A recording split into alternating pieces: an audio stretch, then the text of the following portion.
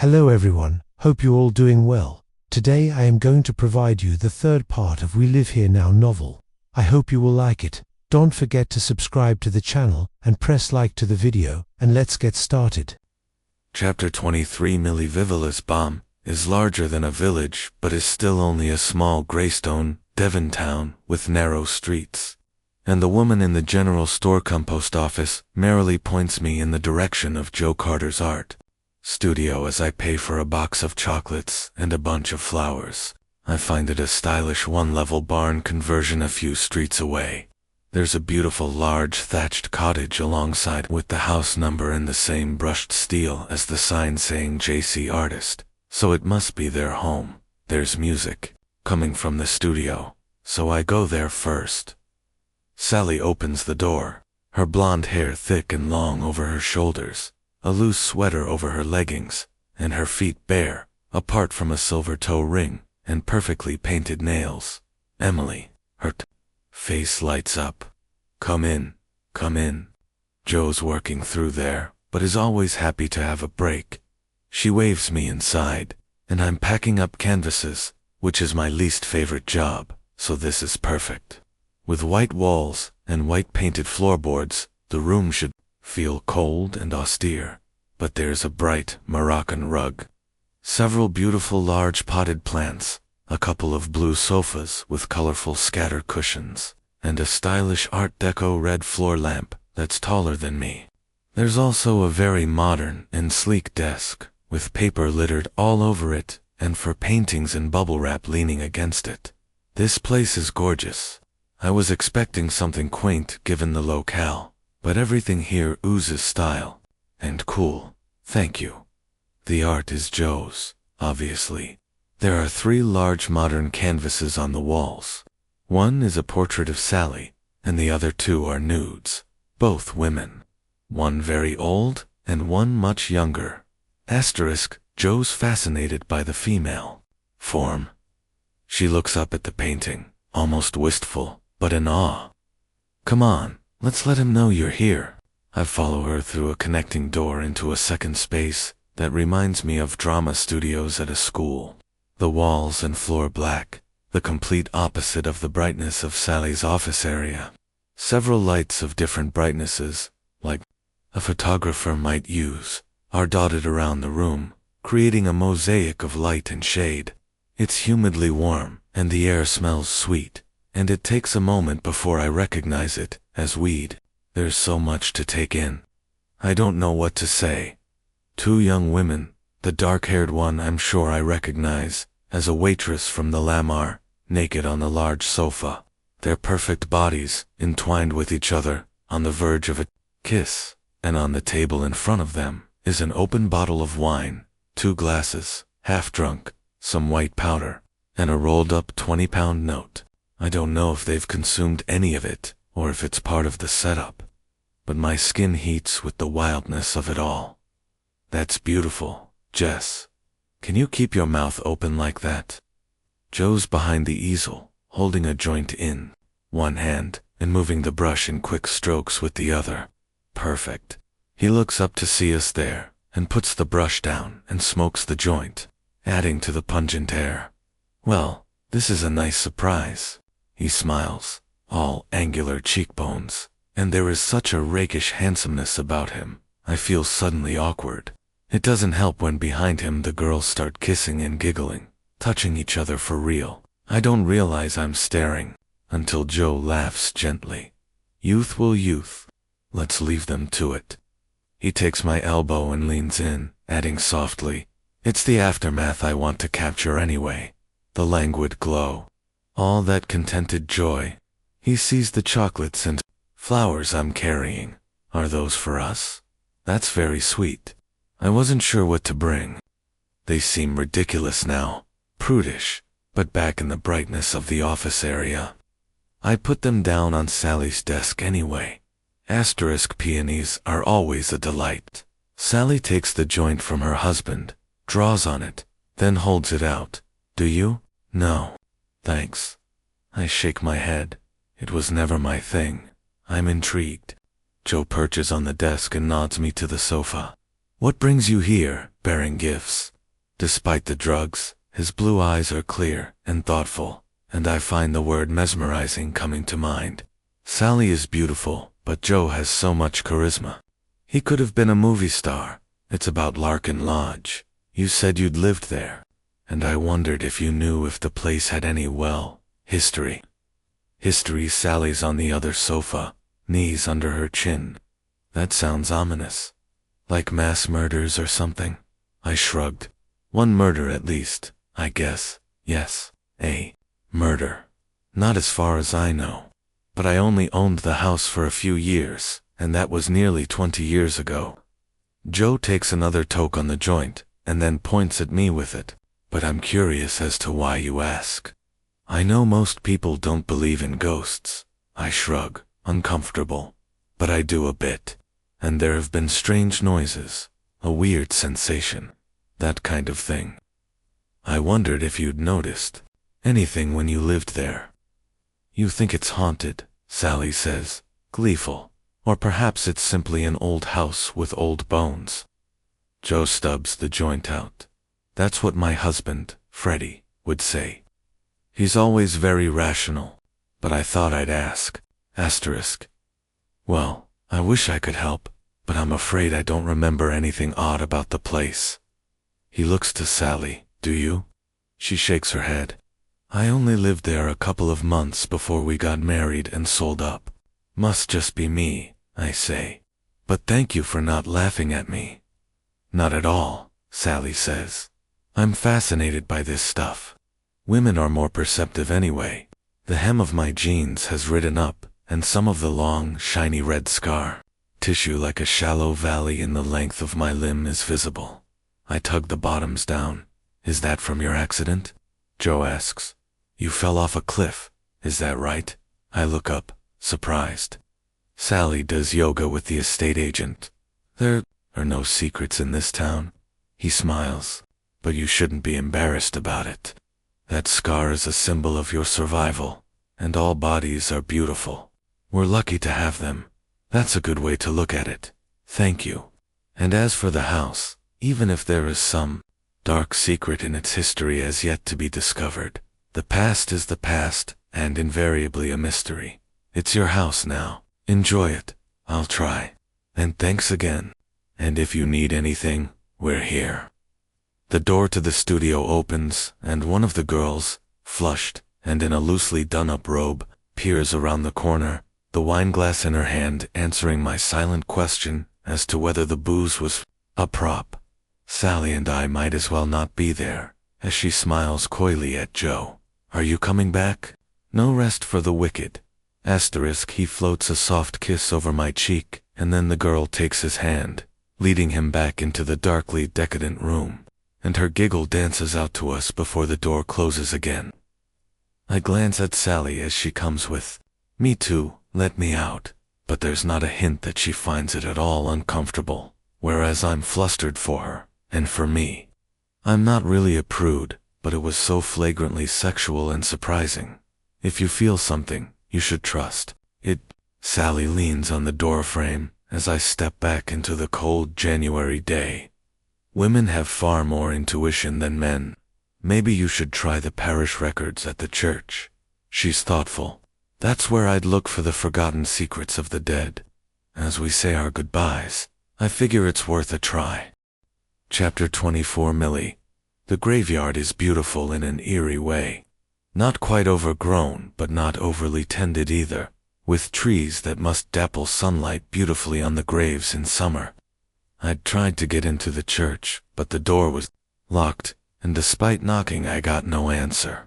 So instead of browsing parish records, I found myself wandering among the gravestones. Some are so old they're worn back to nothing, and others are shiny new marble with gold inlays and fresh flowers. I loiter and look at the names and imagine all the stories. I'll never know between the birth and death dates of each one. I trace my fingertips across one uneven stone, battered by the elements and green with years of moss, and wonder about the person it belongs to. All this death is making me gloomy, but also making me think more rationally. Sally and Joe didn't have any weird experiences in the house, and the graveyard in memory of my time in the hospital, and the loss of the cluster of cells that was the baby, are very much reminding me that when you're dead, regardless of my supernatural leanings, you're probably just dead. There probably are no ghosts, and given that I'm the only one experiencing anything strange in the house, which option would a sound mind believe, that Larkin Lodge is haunted or that my recovering mind is playing tricks on me? It's only as I head back along the narrow path to the gate that I recognize a name on one of the newer stones, a shiny marble built to last. Gerald Carmichael, 1938 to 2004. Most beloved perfect husband, loving and kind. I pause and stare at it. Gerald Carmichael, that handsome man who used to live in the lodge. I look to the grave beside it, expecting to see Fortuna's, but there's nothing. Was she buried somewhere else? Well, hello. It's Paul, the vicar, pulling his earbuds out. I didn't realize you were here. I knocked. Sorry, I was listening to an ABBA marathon while sorting out the store cupboard. Didn't hear a thing. He pauses. Is everything okay? I was just curious to see the parish records. I wanted to dig around in the past of the house. That sort of thing. Ah, so you do think there is a ghost? His face crinkles with a smile, but it's a gentle expression. He's not laughing at me. Not really. I'm just curious about who's lived there before us. I figured it might be fun to put together a potted history of the place. I saw Sally and Joe, and she said to try here. Did you go to the studio? While he was working. Yes. There's a pause and our eyes meet, and we both burst into laughter. Quite the avant-garde couple, aren't they? I'm not going to lie, I say. I didn't know where to look when I saw his models. And Sally's so chill with it. They're very nice though. They are. He looks down at the grave. Ah, you found an old resident then. I recognized his name from a newspaper article. I'm surprised his wife's not buried here, too. I'd be more surprised if she was, Paul says. She's in her 90s, but she's still alive. She's in Willow Lane House, a retirement home about 10 or 15 miles from here. I think she moved in not long after Gerald died. I obviously didn't know them when they had the lodge, and then they lived in London for a long time. Didn't come back here until Gerald was sick. I'd only just taken up my post, and she would come and sit in the church occasionally, but we weren't friendly as such. She just found the church comforting. I look back down at the stone. All these graves. So many stories. And every one a unique blessing. Clouds are forming overhead, and an icy wind suddenly blasts, unexpected, through the barren branches of the trees around us. My leg throbs, and I pull my coat tighter around me, before leaning heavily on my stick, the pain immediately exhausting me. It comes like that, in waves, and I feel as if I'm made of lead. You should get home. Paul takes my arm and helps me toward the gate on the slightly uneven path. Get warm. As for the parish records, there are some online but nothing that goes back too far. Most were lost in a fire. Electrical one around 2005. We had to get half the interior rebuilt. But at least it's not so cold in there now. I'm just starting. The car engine when he trots over and knocks on the window. Oh, and I meant to say, the lodge is a big house, and if you need someone to help with the cleaning I can send Mrs. Tucker along. She does mine twice a week. She's very reliable. And the vicarage is just at the next turn on the lane from you. On the corner, you can probably see it from your house. She could come after she does mine. Great. I'd love that. It is great. Freddie's rubbish at staying on top of stuff, and there's no way I can do much more than wipe down the sides and do the laundry. Plus, however much I try to rationalize away the strangeness in the house, I'll be glad of the company. Chapter 25 Emily M. Feeling calm and rational and determined to stay that way, even though the afternoon is turning dark as I pull into the drive where Larkin Lodge waits, unwelcoming in the gloom. Behind me, the moors are already being swallowed up by cold mist. I wish we'd moved in spring. Everything is better in the spring. Spring is all about the joy of life. Winter is death, and right now, in this freezing January, we're caught tight in its grip. Inside, I turn all the lights on, and after eating a leftover sandwich, I swallow some painkillers and go up to bed, needing to take the weight off and lie still for a while. The book of Poe short stories is on the table, and I read the first. The Telltale Heart, a dark little story of murder and guilt. Before opting for my Kindle, and something cheerier as day descends into dusk outside. After a couple of hours, the pills are thankfully taking the edge off the pain. I stand to stretch, and then go to the window to look out, hoping to maybe see lights on at the vicarage, beacons of life, to ease my silent isolation. But all I can see is the claustrophobic mist spilling over the wall from the moor, and making its way up to the house. I'm going downstairs to get something else to eat, before calling it a night, when a noise stops me in my slow tracks. It's quiet at first, and I listen for several seconds before it comes again. A creaking sound. It's an old house, I tell myself again like a mantra. Old houses make noises, but these noises are coming from the third floor. Reluctant, but unable to ignore it, I peer up to the darkness of the next landing. The sounds come again. A click followed by a pause, and then a long creak. Another pause, then a creak and a click again. Asterisk, click, cree, eak, dot, pause, dot, cree, eak, click. When I swallow, my throat makes a quiet click of its own. There's a moment of silence, and then it comes again. Click, cree, eak, dot, pause, dot, cree, eak, click. Dot. My body chills, my breath caught in my chest as I listen. I know what it is. I realize, as it comes again. Click, creak, pause, creak, click. It's a door slowly opening and then closing, over and over. I don't want to go up there. I don't want to go up there at all, but I need to see for myself. I turn on the landing light and take the stairs slowly to a point where, if I stretch, my eyes can just see above the floor of the upstairs landing through the balustrades. In the gloom, the round door handle of the primary suite twists slowly click hand. Then the door opens a few inches, creak, giving me a glimpse of an ominous darkness beyond, and then, after a moment's pause, creaks and clicks shut again. I stare, not trusting my own eyes. How can the handle be turning itself? I watch as it repeats, my palms gripping the wood until they're slick with sweat, and then it repeats again. On the third time, in the pause between the door opening and closing, the scratching starts. The scratching I heard before, scratch, scratch, like nails dragging on wood. Asterisk, as if something is trying to crawl out and is being pulled back into the room. Chapter 26 Similii. Do not go back to bed. Instead, I scurry as fast as I can down to the ground floor, convinced something awful is following me, and head straight to the sitting room, closing the door and pushing the old accent chair under the door handle. I pant, sweating and terrified, my heart pumping so hard I think it will burst.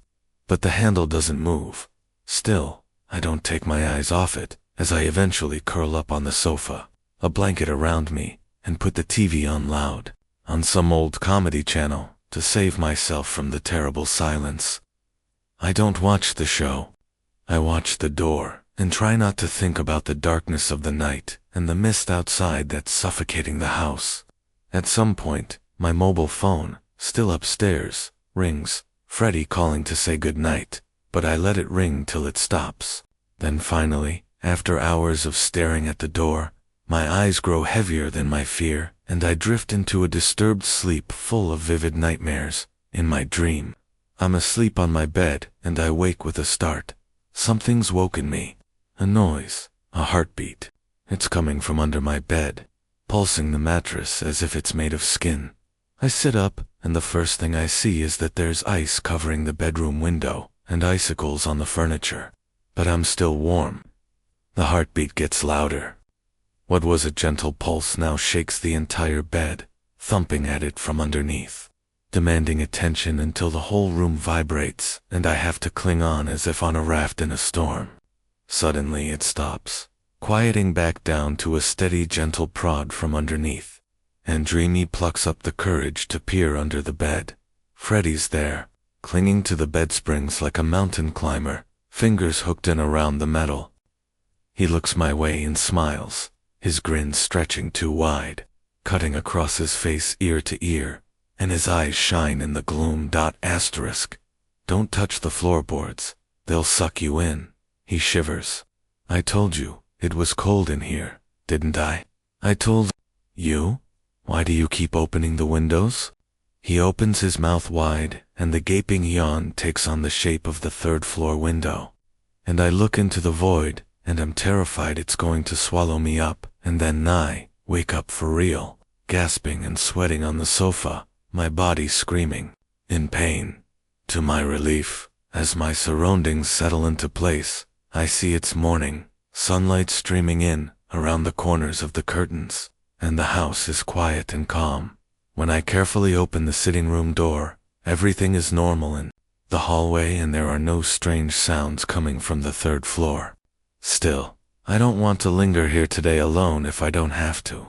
And after I've texted Freddy to say I'd slept through his call and all is well, I have a quick shower, take some pills, and then head out. There's one more person I can ask about this house. I just hope she'll speak to me. Chapter 27 Millowillow Lane House could easily pass for a quiet spa hotel with its long drive, manicured lawns, and ivy-covered Cotswold stone wall.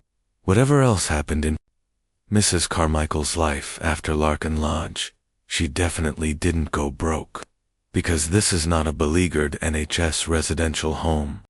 I rang ahead and explained that I'd bought a house Mrs. Carmichael had lived in, and was now exploring the history of the building, and would love to meet her, as she used to be a friend of my grandmother's. The receptionist didn't give me much in terms of response, but told me to ask for Mrs. Marshall when I arrived, which I duly do, and smile at the young woman at the desk, whose voice tells me she's the one I spoke to on the phone barely 30 minutes earlier. She doesn't smile back. I wait in the reception area, a beautiful open space with bright, light windows, and hear laughter as two nurses walk by, wheeling chairs into the garden. No, definitely no poverty here. Emily Bennett. I turn to see a woman maybe in her 50s in a trim trouser suit, clearly a manager or administrator, coming toward me. Mrs. Marshall. I lean on my stick, and I see her instant shift to sympathy. I may hate this stick and everything it represents, but it brings out the best in other people. Thank you so much for letting me visit. I know it's probably unusual for someone to want to spend time with a stranger. You'd be surprised. She smiles and nods at me to follow her. Since the boom in those "who do you think you are" style programs, people are finding relatives they've never heard of before in homes across the country. She leans in slightly as she waits for me to catch up. I expect most of them are hoping for some lost inheritance. Well, I'm certainly not after anything like that, so I gather. You said your mother was a friend of hers. My grandmother, actually. They worked in the same theater for a while, and now my husband and I have bought the house Fortuna lived in when she was in Devon. Oh, how wonderful. The circle of life. And yet it happens often, I guess. So many people travel away and then return home, don't they? Even after all those years in London, Fortuna and her beloved Gerald moved back to the southwest when he was sick. I saw his gravestone in the local church. Cancer, sadly. Left it too late to get checked out. You know how men are. Always stick their head in the sand. Fortuna was broken-hearted, poor thing, when she moved in here. She slows her pace down to let me hobble alongside her more easily. Anyway, she doesn't get any visitors these days apart from staff. We try to keep her in good spirits, but but she's very elderly and starting to have some muddled moments and gets anxiety attacks very easily, so don't expect too much. And probably 20 or 30 minutes will be enough. She gets tired quickly. We come to a stop outside a room, and Mrs. Marshall pushes the door open and sweeps in, introducing me loudly to the neatly dressed elderly woman seated in an armchair by a set of patio doors. Chapter 28. Emily *, Mrs. Carmichael, has a face like a withered walnut, but her silver hair is set nicely, and her clothes are clean and bright. I expected her to be stick-thin, but her middle is wide, and her heavy bosom rests on the waistband of her skirt. She looks like a retired school teacher, and it's hard to recognize the woman from the newspaper report. So glamorous and daring, and this old woman in front of me now sitting in an armchair by a large window. "Hello, Fortuna. Thank you for seeing me." She doesn't answer, or even look at me. The gardens here are lovely. I look out the window as she's doing. "Do you go and sit out in the summer?" Her dark eyes, raisins in her elderly face, don't move, and her mouth stays firmly shut. Sweat prickles at my hairline. Is this what it was like for Freddie and my friends when they visited me when I was in a coma? Did they sit beside me, talking inanely until the words very quickly, no doubt, dried up? "Can I get you anything? Maybe a glass of water?" She still doesn't answer, but her eyes turn to me, suspicious, and I look around, awkward. On the shelf and table are several framed photos. There's one of her when she was maybe in her late 60s, still beautiful, with a man I presume is Gerald, who's thin and vaguely ill. It looks like they're on a cruise. And another, maybe a decade earlier, they're sitting at an outside table in a restaurant, tanned and smiling and happy, on holiday. Behind it, I see the photo that was in the news report, taken on the drive at Larkin Lodge. It's sharper and crisper, and they're both absolutely gorgeous in it. He's dark and handsome with a devilish smile, and she's in a kimono, looking entirely bohemian, with a scarf in her dark hair as she lounges on the bonnet of the car he's standing beside. I hold up the picture. You must have loved him very much. There's another picture of Gerald placed on top of a wooden batik box at the back of the display. It's an odd photo to have framed, and I take a closer look. He isn't smiling but staring angrily into the distance. The kind of photo that's taken without the subject's knowledge. I lift it up, and the lid of the box comes away with it. Super glued together maybe. Why would anyone do that? It takes me a moment to realize what I'm looking at inside. Mementos. But it's a collection of the strangest mundane objects. A tie, a comb with hair on it, a tennis sweatband. Is that a scrunched up pair of underpants? What kind of things are these to keep? A watch or a wedding ring, I would understand. But this stuff, it's not even clean. I can see a sweat stain on the wristband, and I dread to think of the state of the wife fronts. Why would anyone choose these things to remind them of their husband? "I don't know you," she says suddenly, staccato words like tiny, dry twigs snapping. "Why are you here?" "I'm Emily. I live in a house you used to own, Larkin Lodge. I wondered if I could ask you some questions about it." Larkin Lodge was a long time ago. Her wary eyes don't move from my face. I know, but I didn't have anyone else to go to. I hesitate for a moment, and then bite the bullet. This will probably sound stupid, but sometimes I feel like the house might be haunted. I wondered if you ever experienced anything strange there too.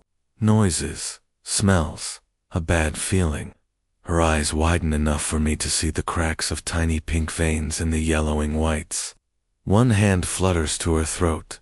Asterisk, there are no ghosts at Larkin Lodge. She purses her lips. Gerald died of cancer. Oh, of course. I didn't mean him. I just wondered in general if you ever heard anything strange. I pause, especially coming from the top floor bedroom. Her expression hardens, unfriendly, but not before I see a flash of surprise, and then something else. Secrecy, guilt, perhaps. Whatever it is, she shuts down. "You need to leave," She's suddenly cold. I don't want you here. There are no ghosts in Larkin Lodge. One hand goes to her throat again, then pulls at a strand of her hair, an anxious tick. I'm so sorry if I've upset you. She won't meet my eyes, looking back out the window, and she's drawn into her chair, as if to put as much distance between us as possible. That wasn't my intention. Is it me that's upset her? Or was it the mention of the upstairs room that did it? Go away now, she snaps, and her hands tremble against the arms of the chair as her fingers begin to tap against them, as if she's building to some sort of episode. I'm sorry, I repeat, backing away to the door. I'm sorry. I'm almost out of the room when she speaks again, quietly to herself. I found it, but I didn't use it. I put it back. What did you find, Fortuna? I look back at her, my heart thumping. Find it. She's staring through the window with such dread, and I feel awful for coming here, even though my skin is prickling with the electricity of what she's just said. Gerald died of cancer, she repeats, and then sinks back in her chair, and I can see she's closed off. I won't get any more out of her unless I push hard, and that would most likely cause an anxiety attack, as Mrs. Marshall warned, and I don't want to upset her like that. I also might want to come back another time. There are no ghosts at Larkin Lodge. Her words echo in my head as I get back in the car to drive home. So why do I feel like she meant the exact opposite? And what did she find and put back? And the way she reacted to the mention of the upstairs bedroom. She had a bad feeling about it too. I know it. Despite her upset and having no clear sense of what's going on in the house, the visit has given me a sense of validation. There is something wrong with the top floor. Emily, the first thing I do when I get back to the house is write up what I can in the notebook, summarizing the events of last night and my visit to Fortuna, and then look at the first 2 words I wrote on the back page. Find it. The words from the Ouija board that everyone thought I'd spelled as a joke. I found it, but I didn't use it. I put it back. That's what Fortuna Carmichael said. It's too much of a coincidence. There's something hidden in Larkin Lodge, and I don't know what it is, but I have to look. I cook some quick noodles, and then start in the freezing boot rooms at the end of the kitchen corridor. The search is quick. I test the flagstones for any that might come free to reveal a hiding place underneath they don't hand, then check. In the few cupboards, nothing. I move methodically through the downstairs of the house, the radio with me for company. I'm not really listening to the music as I lift rugs, check behind doors, and look in unused cupboards and under the sink. But the familiar drive time show reminds me of London and normality and life in the buzz of the city, making me feel less alone. Every so often, I turn it down and listen, but the house stays silent. I leave the study for now, as it was empty until I put the books in there, and so I've seen the shelves bare, and instead start checking each stair on the way to the first landing, but there are no loose floorboards or secret drawers. What am I looking for? I found it, but I didn't use it. Is it the weapon used to murder whoever is haunting the house? A knife? Will its discovery finally allow the spirit to be at peace? Or somehow prove who the killer is, or was? If the house was haunted back when Fortuna Carmichael was here, then no doubt the murderer is probably dead too by now. Maybe Fortuna stumbled across a weapon and then left it where it was in case someone thought she'd killed someone with it. I'm sweating by the time I've finished in our bedroom and the bathroom. The light's all on now that it's dark outside, but I've found no evidence of anything unusual hidden away or any secret hiding places, and I'm not really surprised. If there's something hidden in this house, I know in my gut it's going to be on the top floor. I stare up the stairs, but can't bring myself to move. I don't want to go back up there, especially not in the dark. Should I wait until morning? Or maybe when Freddy's back, I can find some excuse for both of us to go up there, measure for curtains or something, and do a search then. I can't. Go up there alone. I can't. I'm still hesitating on the stairs when the door knocker sounds downstairs, and I'm flooded with relief. Whatever's hidden up there can wait another day. It's freezing outside. And now that it's dark, the night mist has spilled over the barrier wall and flooded the narrow lane. Barely any visible road left at all. You drove here in this. I hold the door open for Sally and she comes inside. I'm used to it. Everyone is around here. I know all the lanes and bends and passing points. It's not as if we get many strangers, not off the main roads anyway. We're all careful. More likely to hit a badger or deer than another car. She smiles at me. Welcome to rural living. It's going to take some getting used to. She hands me a bottle of wine and takes off her coat, hanging it on the banister. Hope you don't mind me just showing up. Joe's painting, and I was bored, and then I thought of you up here and, well, here I am. She looks around at the hallway. Strange to be back here. So different now. The wallpaper definitely wasn't ours. Asterisk, it won't be staying. I prefer bright, light colors. Houses are funny like that, aren't they? Made new by new owners. All the history wiped away. Sometimes I wonder how much the buildings remember though. In the bricks, you know what? I mean, something must soak in. All those lives. She smiles as if she means it half-heartedly, but I find it hard to smile back. There's something in the bricks of this house for sure. I follow her into the sitting room, watching as she takes it all in, fingers trailing on the banister as she goes by, and then get us both a glass of wine before joining her again. I'm tired but happy not to be alone. Does Joe often work into the night? When he's in the zone? Yes. I'd say I pity those poor girls, but they love it. She leans back, relaxing. I'll be glad when these paintings are done. He's been working too hard. I mean, I absolutely respect his artistic process, but I long to have him back. We're comfy at either end of the sofa, me awkward with my bad legs stretched out on the coffee table, and Sally, like a languid cat, settled in against the cushions. Isn't it weird? For you? She frowns, puzzled. How do you mean? The girls, are they always nudes? Don't you worry.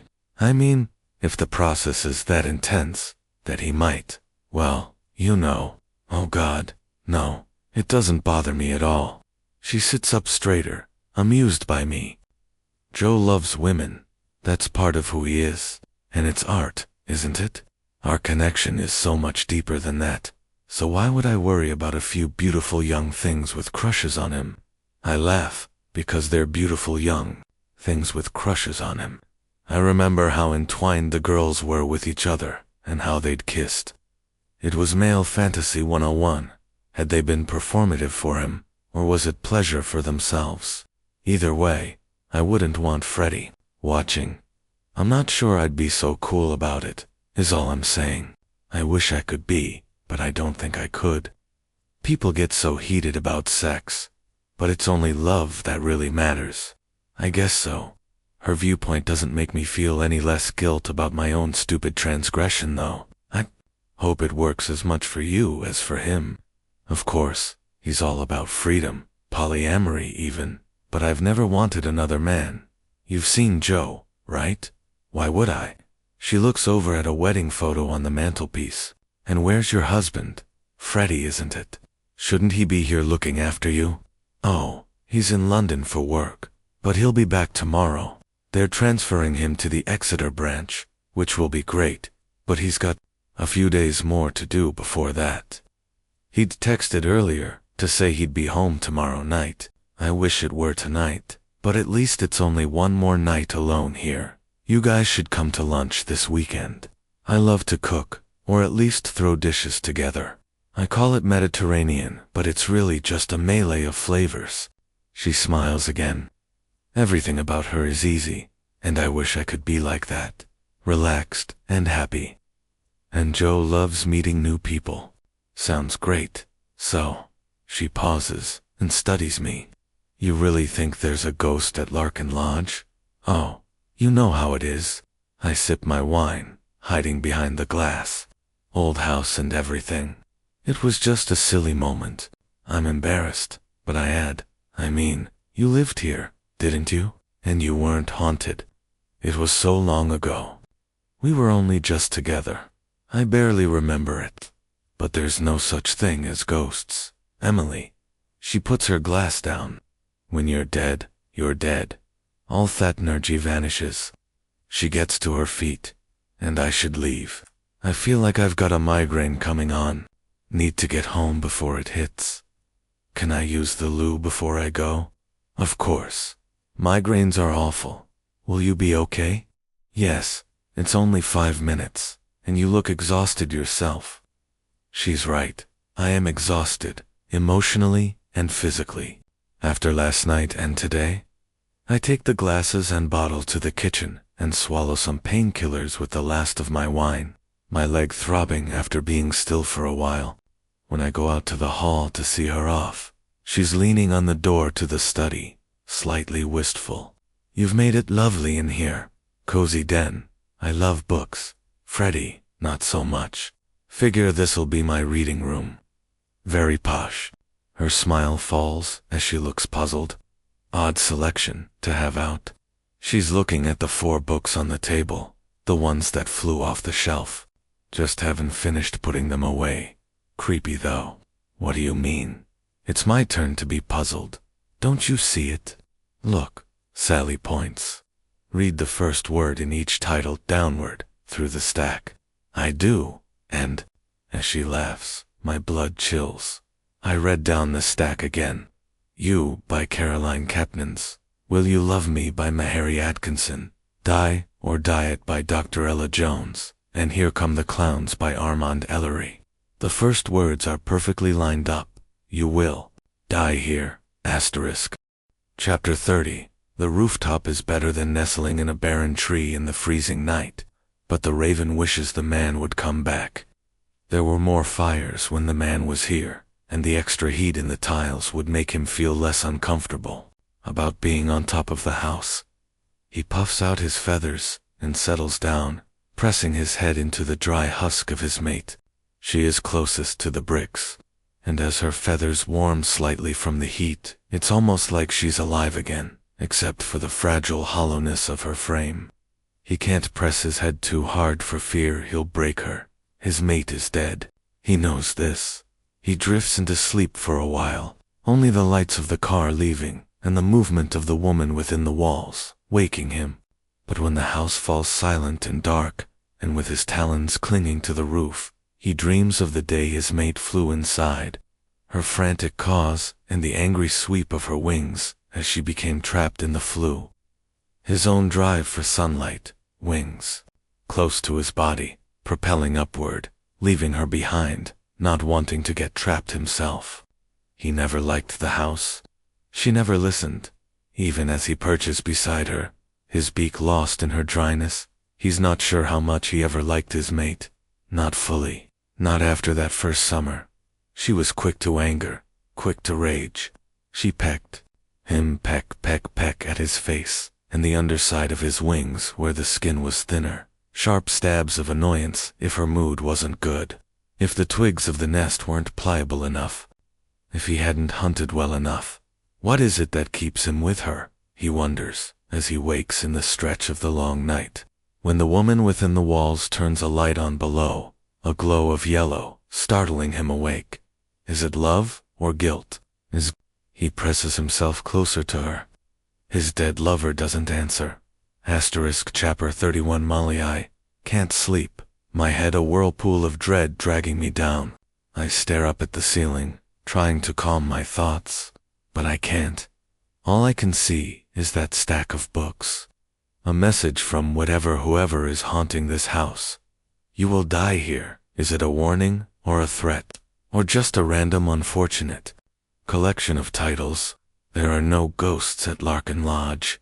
I repeat Fortuna's words in my head, even though I don't believe them. There's something wrong with this house. Alone in the middle of the silent night, it's starting to suffocate me as I lie still under the covers, trying to ignore the pressing urgency of my bladder, until at last I can't. Out of bed, I'm alert for that awful creaking and clicking sound coming from the 3rd floor.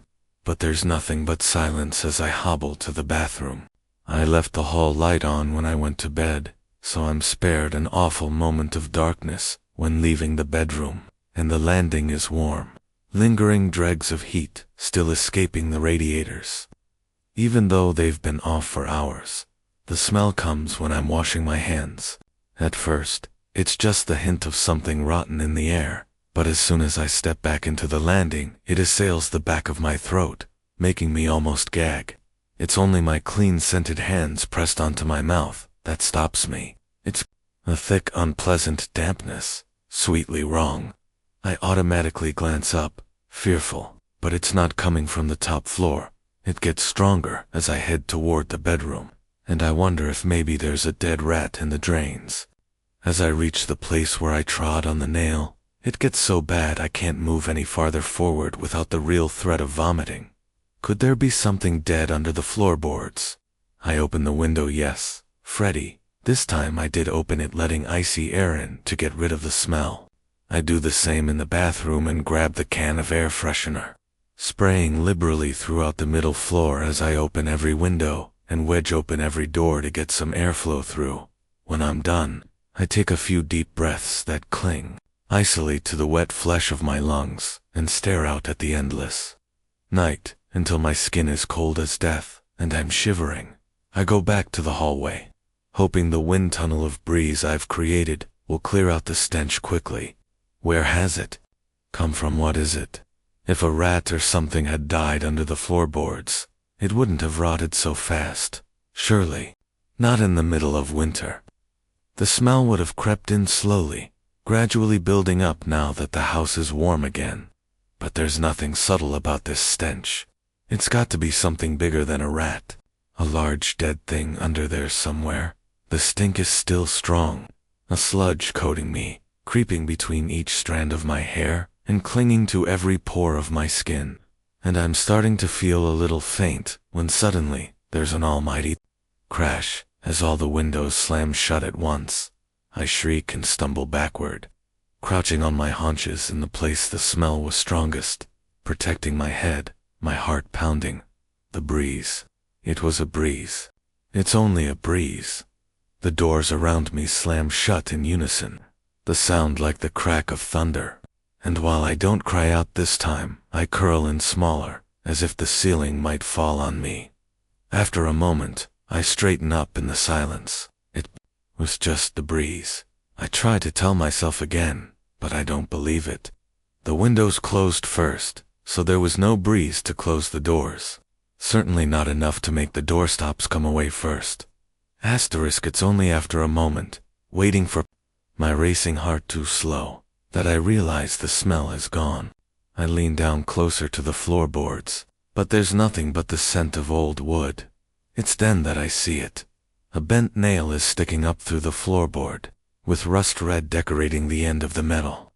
It's the nail I trod on, the when Freddy told me he'd pulled up. I stare at it in disbelief, the madness of the last few moments almost forgotten as my anger at Freddy overwhelms me. It's a sudden visceral rage that takes me by surprise, and in my head I call him all the names and foul words I can think of. He told me he'd pulled it out. He knows how much I worry about cuts and injuries now, and with good reason. He knows I'm doing my best to get well.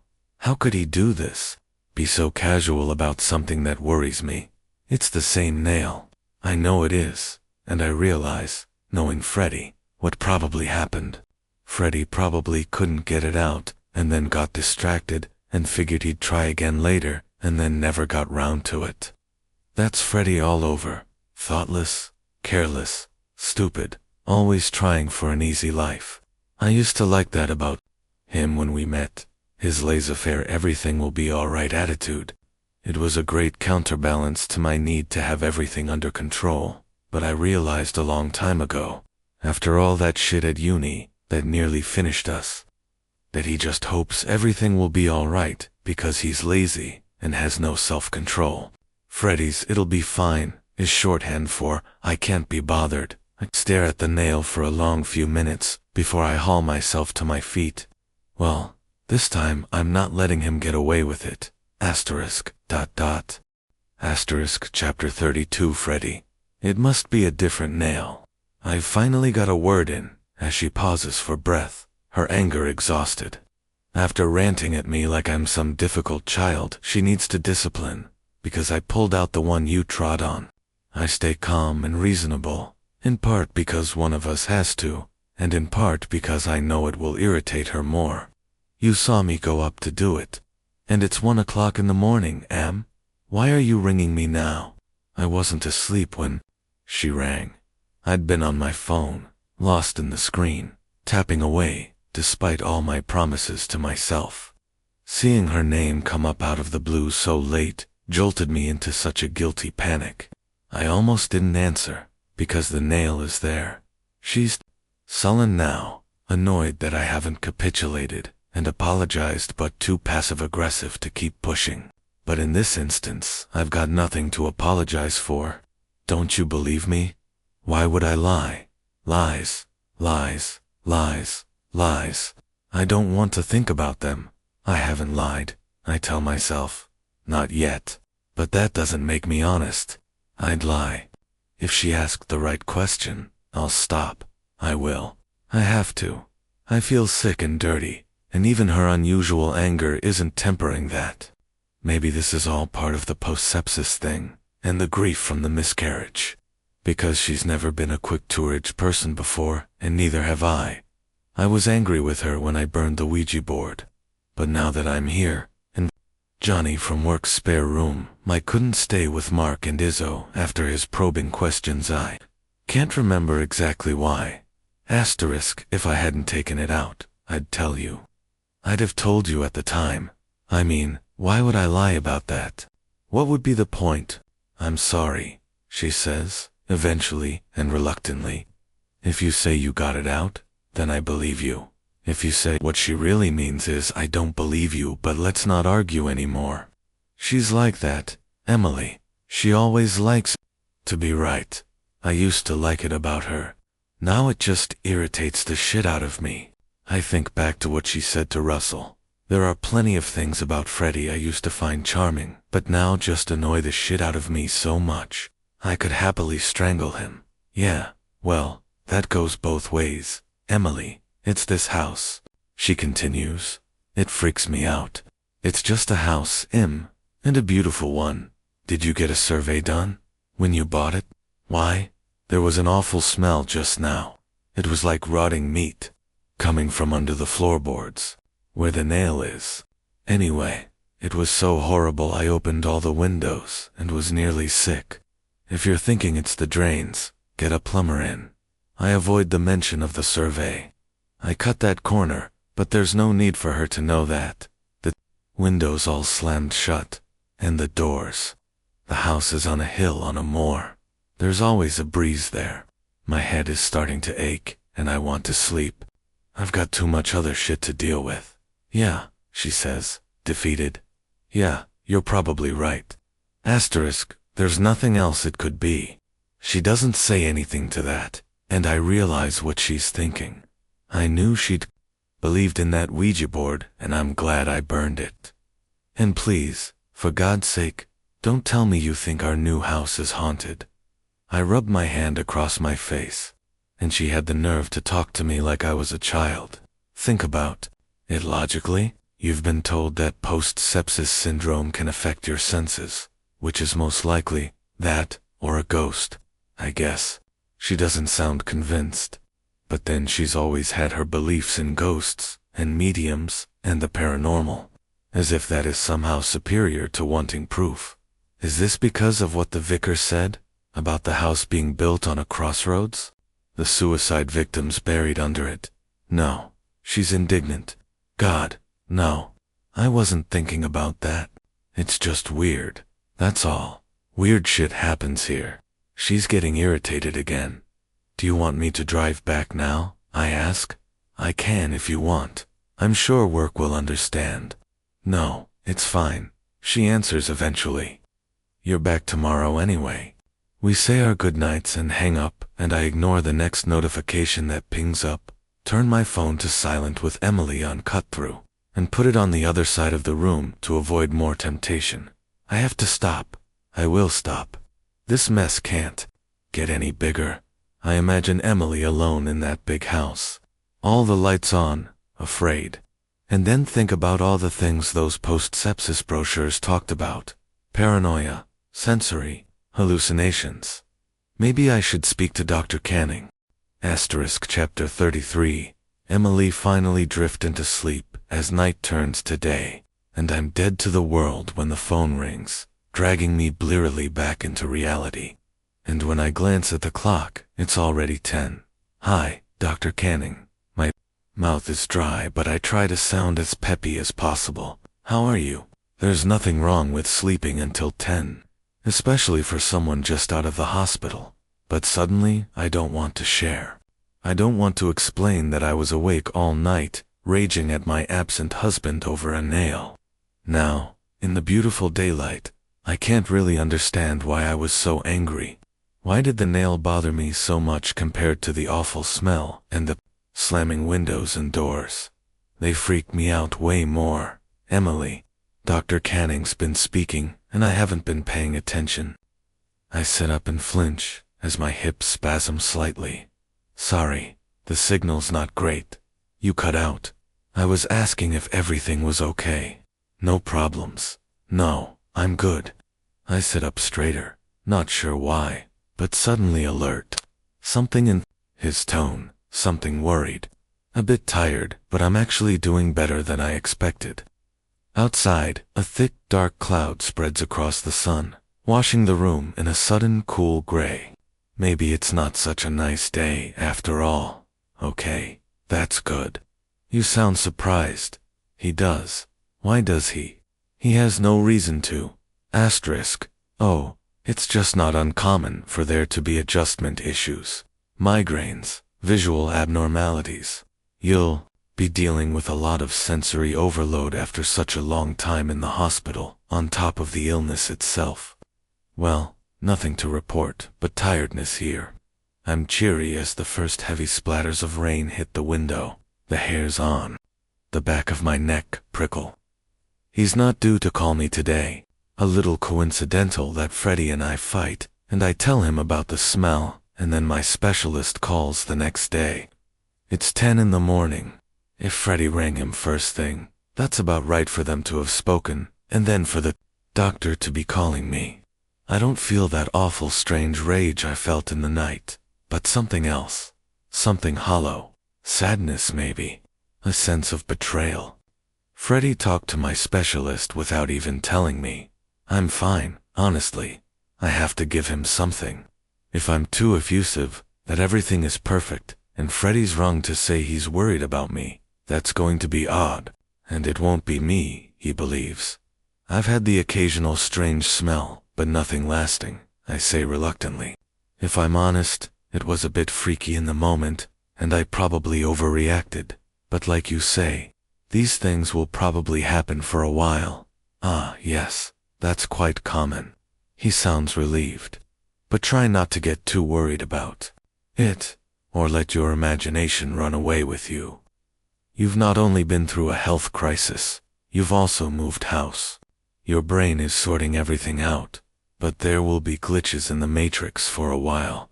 Freddie must have mentioned what I said about the smell. Maybe he's mentioned the haunting stuff, but Dr. Canning's obviously not about to bring that up. Yes, I need to think of it that way. But honestly, I'm good. You certainly sound well. And call me anytime, Emily, okay? We say our goodbyes, and I toss the phone back on the side table, staring out at the smeared gray. The sunshine I've only just woken up to has been swallowed by a heavy rain that's almost hail, landing icy sharp against the windows. The weather seems to change in an instant on these moors. The wildlands moods swinging violently from one extreme to the other, and it's so gloomy that I don't bother getting dressed, but instead go downstairs, take some pills, make a cup of tea, grab more pills, and head straight back to bed. My whole body aches from too much activity, and I refuse to feel guilty about crawling back under the covers, especially when the world outside is so uninviting. I found it, but I didn't use it. I put it back. I should go up to the top floor and search, but I can't. I just can't. I don't want to think about that. And I really don't want to think about those awful words. You will die here. I stare at my phone again. No texts from Freddie. Is he annoyed at me about our fight last night? I can't remember exactly what I said, but I know I was mad. The events of the night now like some hazy dream. I remember feeling rage though. I guess fear brought it out in me. Seeing that nail again. The wind races around outside, whistling through any tiny gaps in the bricks as the rain lashes the building. And I feel like I'm on a boat on stormy seas, but the sounds are soothing, reliable, and known, not creaking doors, or the thud of moving books, or doors slamming shut by themselves. Today, everything is perfectly normal in the house. My eyes are heavy, and after barely a few sips of my tea, I pull the duvet up close around my chin, even though the bedroom is toasty warm, and find some old episodes of Modern Family on my phone to play in the background so I don't think about ghosts or poltergeists or ominous threats. No wonder Freddie is worried about me, and he doesn't even know about all of it. I wish something would happen around him, just so he'd know I'm not imagining it all. Chapter 34. Freddie Emily's car is in the driveway, but the house is quiet and freezing. Why is it always so bloody cold? So I light a fire in the sitting room and then get the tools from under the sink to see about this nail. Now that I'm back in Larkin Lodge, I feel my irritation with her returning. How many nails can possibly be sticking out of our floor? And why was she so quick to disbelieve me? She probably hasn't forgiven me for burning that Ouija board. I've been feeling a bit bad about calling Dr. Canning and not telling her, but that guilt is vanishing. After all, she was going on about bad feelings and smells. The doctor needed to know. Also, I'm starving after work, and I wasn't expecting a 3-course meal or anything. But I thought she might have at least thrown some pasta in a pan, or be here to welcome me. The irritation is like bees buzzing in my head. I don't know where it's come from, and it's not like me, but I can't shake it off, and it certainly isn't helped by what I see, or more accurately, what I don't see when I get to the middle landing. It's only as I swear out loud, in a burst of annoyance, that there's the rustle of bedclothes, and she appears, still in pajamas, in the doorway. I look up at her, surprised. Have you been in bed all day? I was exhausted. She's barely awake, but glances down at her watch. You're home early. She gives me a half smile, but then it falters, my irritation obvious. What's the matter? Look. I point down at the floorboard, at a single tiny spot on the floorboard, at the small hole tinged at the edges with a stale red, the hole where the nail used to be. I told you I'd taken it out. I snipe as she follows my gaze. I don't know what you saw, but it wasn't that nail. In fact, I scan across the rest of the hall to double check. There are no nails. She frowns. There has to be. I saw it. She flinches as she tries to crouch, awkward and obviously in pain with her leg. Her eyes dart across the wood. It was there. It was. Her sudden insecurity, her terrified self-doubt. Me a flash of victory. Not always, right? Are you, Emily? It doesn't matter. Emily, I'm softer. Maybe it was a splinter you saw. It was the middle of the night. It was the nail. It was right there. She looks up at me, suspicious. Did you take it out? Just now? Of course I didn't. My irritation rises again. Look, it was probably just a trick of the mind. Dr. Canning says you called him, didn't you? He rang this morning, asking questions about if my senses were working properly. I was worried about you, that's all. I was going to tell you. An icy draft slinks like a cat around my legs. No wonder it's always so fucking freezing in here. I'm your husband, Emily. I'm allowed to worry. And he's not just your doctor. I spent days with him by your bedside.